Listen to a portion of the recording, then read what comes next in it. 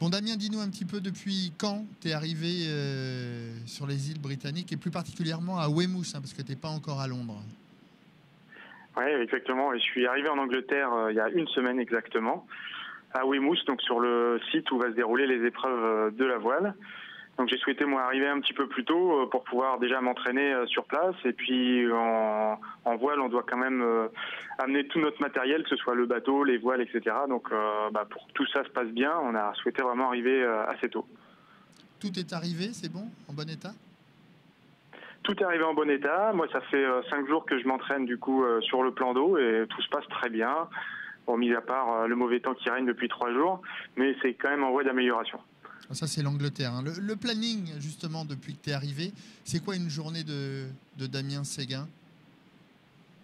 Alors, la journée type, c'est un réveil aux alentours des 9h du matin, un petit peu de sport, et ensuite on part naviguer à 11h et on revient entre 3 et 4h de l'après-midi. On mange et ensuite il y a une séance de prépa physique le soir et puis après on est content d'aller se coucher. L'ambiance est retombée par rapport au JO ou est-ce que c'est resté vraiment... Il y a une certaine effervescence depuis début août en Angleterre? On sent qu'en Angleterre, il y a une vraie effervescence autour des Jeux paralympiques, que ce soit sur les médias. Il y a énormément d'émissions et de papiers dans les journaux qui paraissent sur les Jeux paralympiques. Il y a des très belles images qui passent cette semaine à la télévision d'ailleurs. On sent que les Jeux sont pas finis, qu'il reste encore 10 jours pour les Paralympiques et que la fête va être belle jusqu'au bout.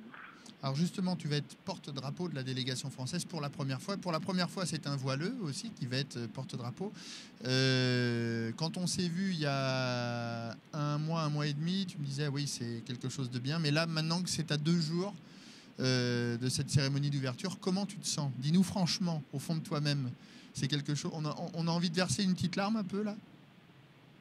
Non, pas encore, mais moi je me sens très bien. Franchement, ce rôle de porte-drapeau m'épanouit complètement. Le message que j'ai envers les autres athlètes, le rôle que j'essaye de tenir aussi de façon assez simple, comme je le sens, tout ça, ça me porte. Je sens que ça va être une motivation supplémentaire pour ma propre compétition. Et donc voilà, tout ça fait qu'aujourd'hui, je me sens vraiment fin prêt. J'ai hâte déjà à la cérémonie d'ouverture du 29 et puis ensuite au début de mes compétitions à partir du 1er. Comment tu prends ton rôle de capitaine justement?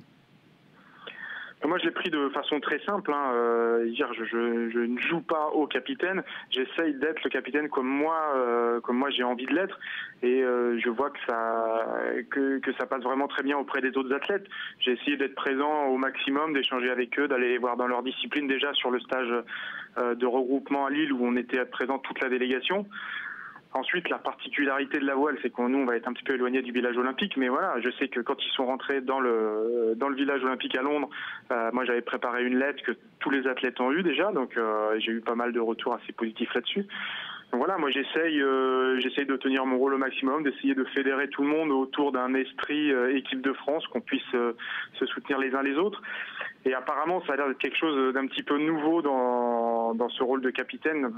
Je sais que les autres porte-drapeaux avant moi ne faisaient pas ça de cette manière-là, mais en tout cas, voilà, moi je le fais vraiment comme je le sens et ça se passe pour l'instant très très bien.